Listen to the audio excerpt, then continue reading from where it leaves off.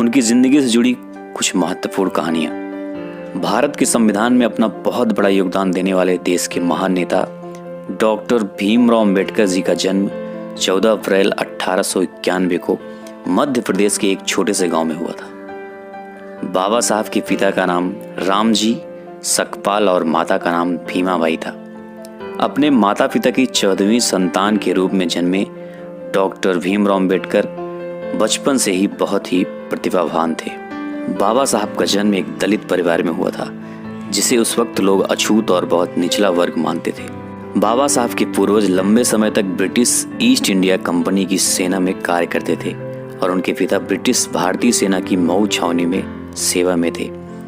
बाबा साहब के पिता हमेशा ही अपने बच्चों को शिक्षा के प्रति जोर देते थे। 1894 में बाबा साहब के पिता सेवानिवृत्त हो गए। इसके 2 साल बाद अंबेडकर जी की मां की भी मृत्यु हो गया। बच्चों की देखभाल उनकी चाची ने कठिन परिस्थितियों में किया। रामजी सकपाल के केवल 3 बेटे बलराम, आनंदराव और भीमराव और 2 बेटियां मंजुला और तुलासा ही कठिन हालातों में जीवित बच पाए। अपने भाइयों और बहनों में केवल अंबेडकर ही स्कूल की परीक्षा में सफल हुए और इसके बाद जो योगदान दिया वो सबसे ज़्यादा महत्वपूर्ण होता है।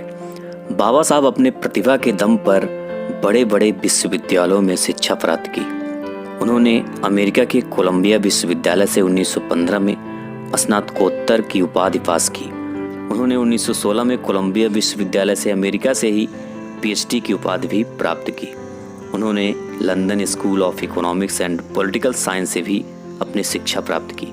उनके कई सारे योगदान जो आज भी लोग याद करते हैं। उन्होंने मूक और अशिक्षित और निर्धन लोगों को जागरूक बनाने के लिए में तो उसने अंबेडकर को देश का पहले कानून मंत्री के रूप में सेवा करने के लिए आमंत्रित किया, जिसे उन्होंने स्वीकार भी कर लिया।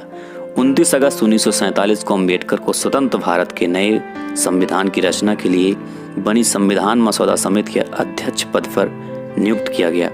26 नवंबर 1949 को संविधान सभा ने संविधान को अपना लिया और 26 जनवरी 1950 को ये पूरे देश में लागू कर दिया गया।